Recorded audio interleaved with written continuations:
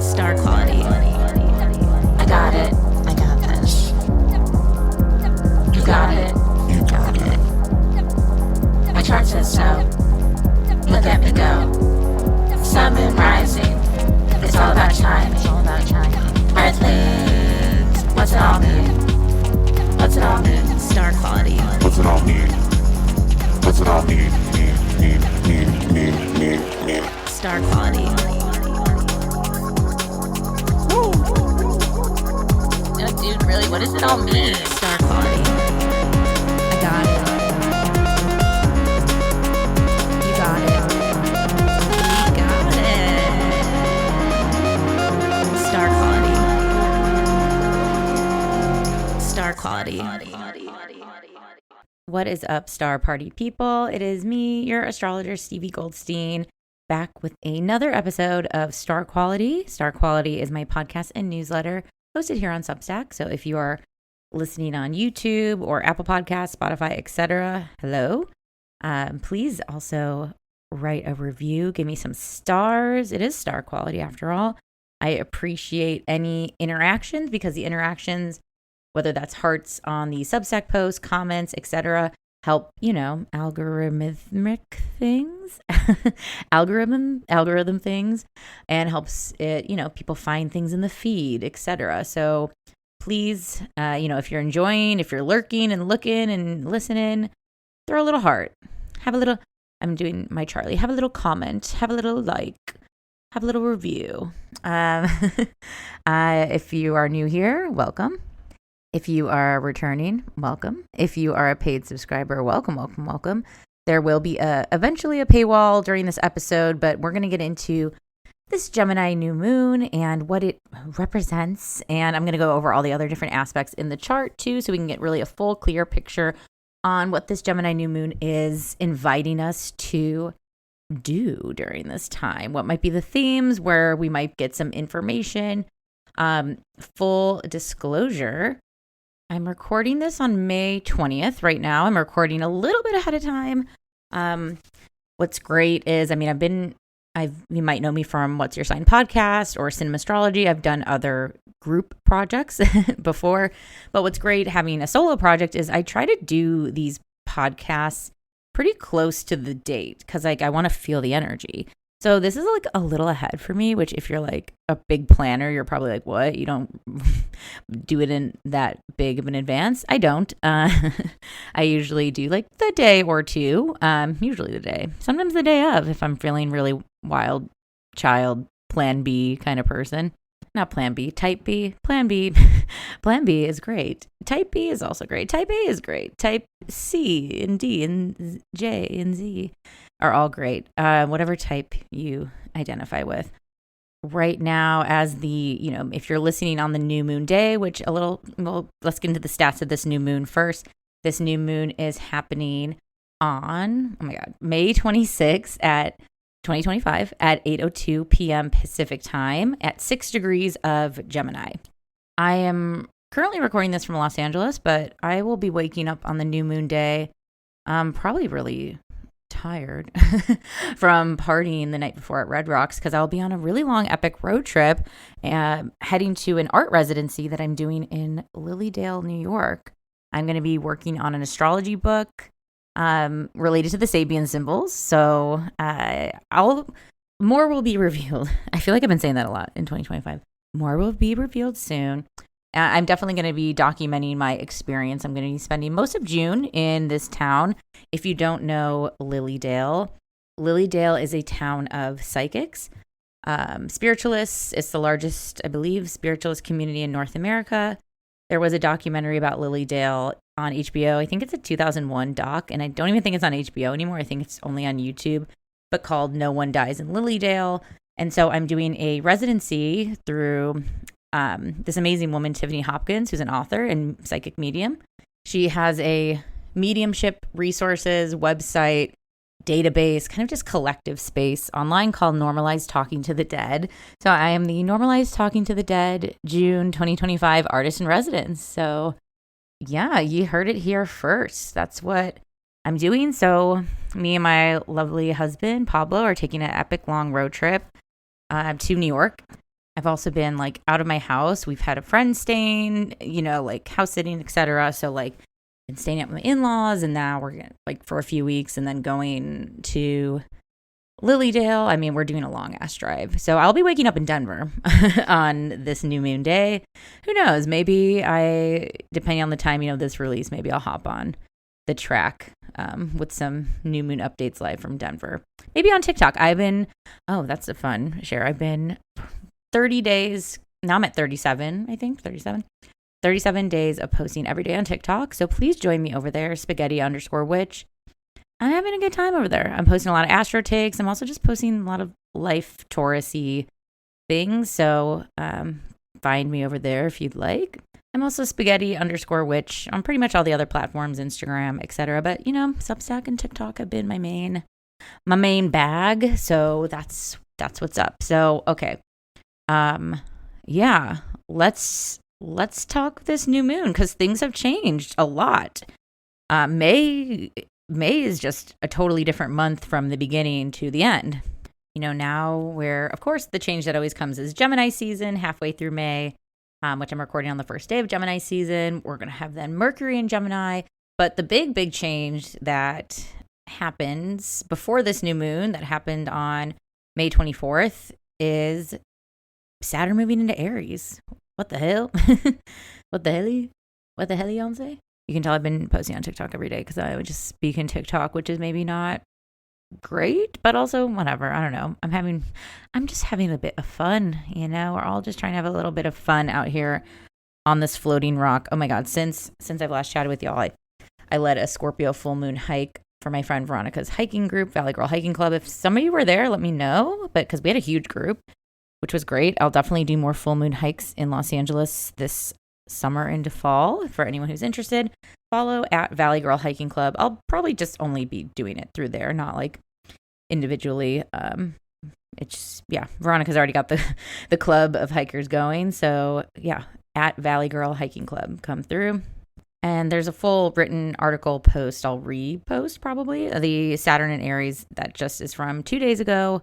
So that's major. Saturn is going to be in Aries, it's not permanent. Well, nothing's permanent, but it's not for the long haul just yet. Saturn is going to stay in Aries until September 1st, and then it is going to retrograde back into Pisces. I'm going to have a whole episode about all these changes, like in one conversation. I'll probably release this after Uranus moves into Gemini, because that's July 7th. So it'll be around then. I mean, there'll be its own separate Uranus and Gemini, either article or episode, probably article, written article. I usually write for the ingresses and then podcast for like lunations and major things. I'm also looking at doing podcasts for the monthly look ahead. So written weeklies, audio monthlies. Anyway, getting some format things in order with star quality, finding that natural flow that seems right for this. But all this stuff, Neptune in Aries, Saturn in Aries, Uranus and Gemini, these are all going to retrograde back. Uranus is going to go back to Taurus. Neptune's going to go back to Pisces. Saturn's going to go back to Pisces. So like we are getting like so much edging. And I just keep calling this the taste of the future. It is the taste of the future. I'm going to get in on all this because they all aspect each other too. Because Aries sextiles Gemini. You know what I mean? Like they're all in this. And then Pluto, which is in Aquarius, it's staying in Aquarius. It's not retrograding back to Capricorn. Is also adding this trine to Gemini. And then a sextile to the Aries stuff, Saturn and Neptune. So it's like, okay. They're all in this positive conversation with each other. It's like they're rooting for the awakening. I mean, makes sense, right? So that's a tale for another time. We're going to focus on this Gemini new moon.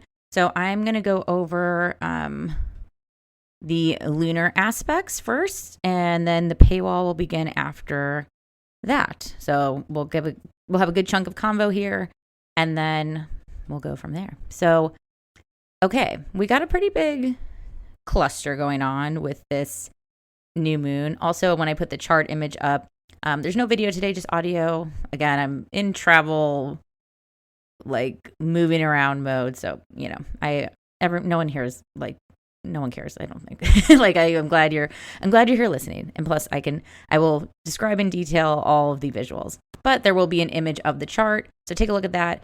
The rising sign doesn't really matter. Or it's not that it doesn't matter, but it's going to change depending on your city. So mine is for where I'm currently recording from, which is Los Angeles. Though I will be experiencing this new moon. Maybe I'll just put it for Denver. Fuck it. Yeah, it doesn't change it that much. It's still Sag rising chart for me. It just moves more stuff into the 6th since I use Placidus. And then that's happening at 9:02 p.m. Mountain Time, but 8:02 p.m. Pacific Time, and adjust for your time zone accordingly. So a new moon is when the sun and moon are in the same sign at the same degree. So we have the Gemini sun with the Gemini moon, both at 6 degrees in 5 minutes. They're also not alone. They have Mercury here at 2 degrees. I'm in my exact Mercury return for this chart because I'm a 2 degrees Gemini Mercury. So we have the Mercury. That's just something for me to note and process later. Got to look at my Mercury return chart because you can cast a return chart for any planet. People look at their monthly lunar returns to get a vibe check. Of course, your solar return being your birthday chart. And then Mercury return, which is like every year, probably give or take with retrogrades and whatnot. So we have the sun and moon together. This is the time where we are in the darkness. So it means to go in and to make some requests to the gods of what the things we want.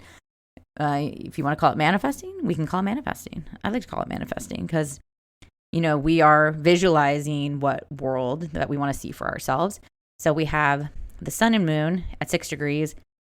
Mercury right there in that cluster. And then it's worth noting, I'll get into it in a little bit, but Mercury, the sun and moon aren't conjunct Uranus at 27 degrees of Taurus, but Mercury is. So it's kind of in the moon convo, but like via Mercury. It's almost like Uranus is gossiping to Mercury, and then Mercury is telling it to the sun and moon, which is very Gemini, because Gemini is connected to obviously communication, but also like gossip and like, hey, tell them that I told you that like we want to do Uranus shit over here. Okay, thanks. And Uranus is connected to Mercury. Mercury and Uranus are both about like the ideas, the expression, the message.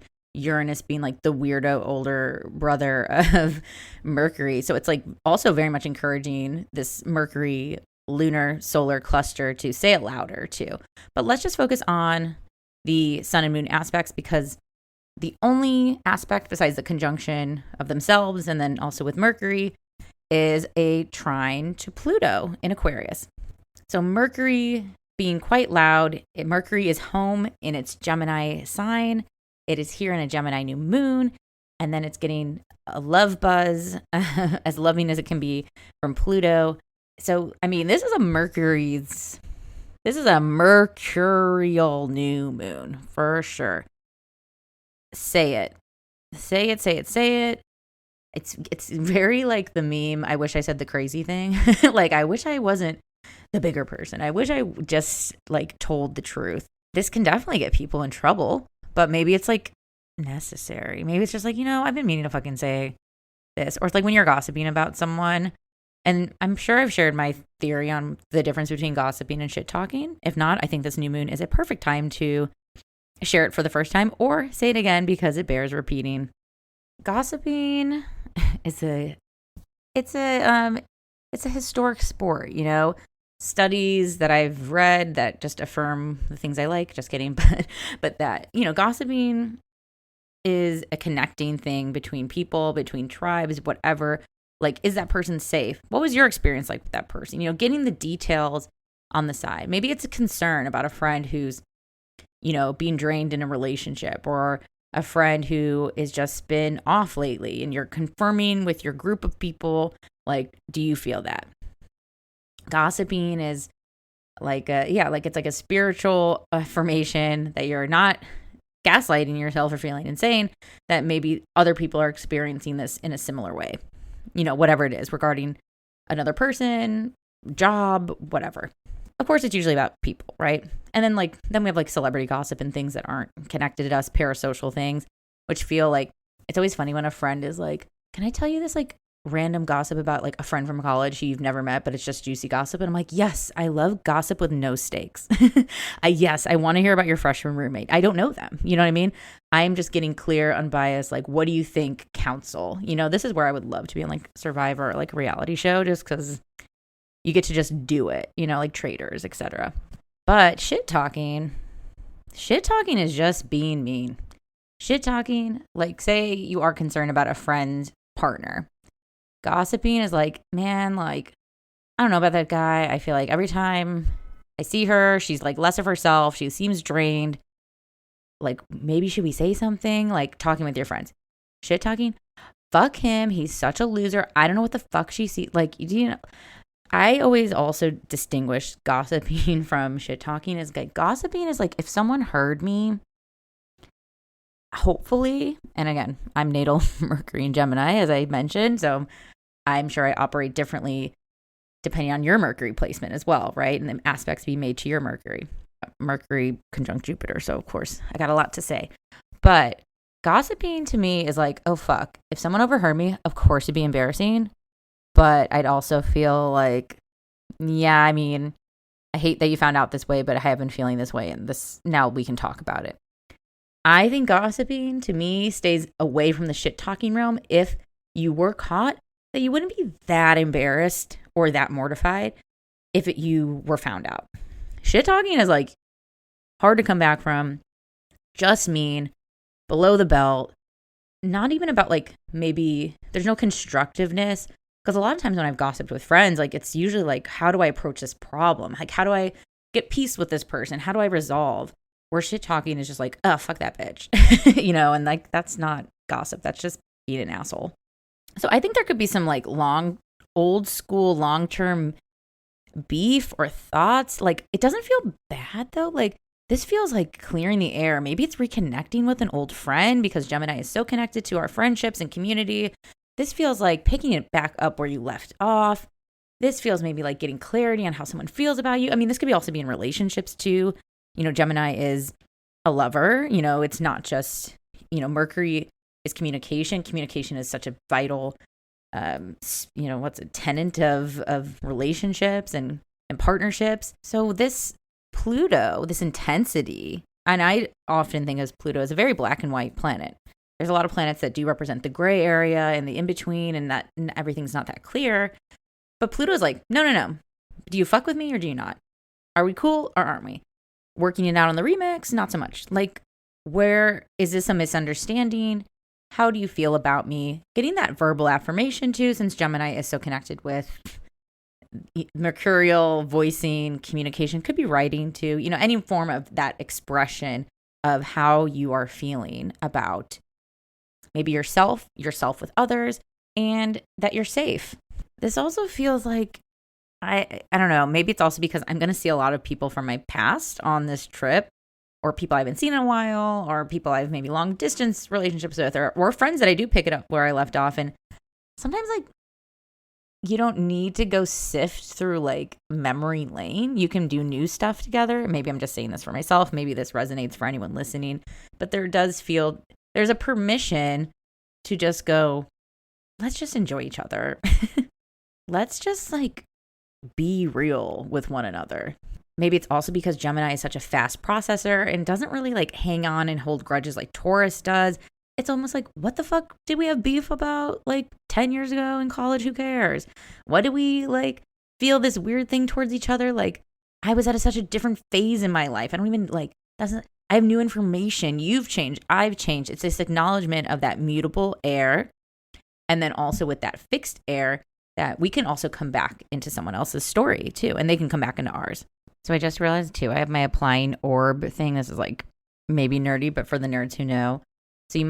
So technically, in theory, I mean, this is definitely sextiling that Mercury, depending on how wide of an orb you use for sextile. A lot of people use between 2 to 4. I had mine set at 4.5, so it's not showing the sextile. You could go up to 5. I mean, honestly, depends on your practice, but some of you might see that Saturn and Neptune more in this combo for the sun and moon. But I mean, we'll talk about it because it's also going to be influencing that Mercury regardless. So just wanted to flag in case you're like, wait, isn't it making a sextile to Neptune and Saturn? Like, yes, depending on your orb usage, but by sign for sure. It's still vibe-wise there.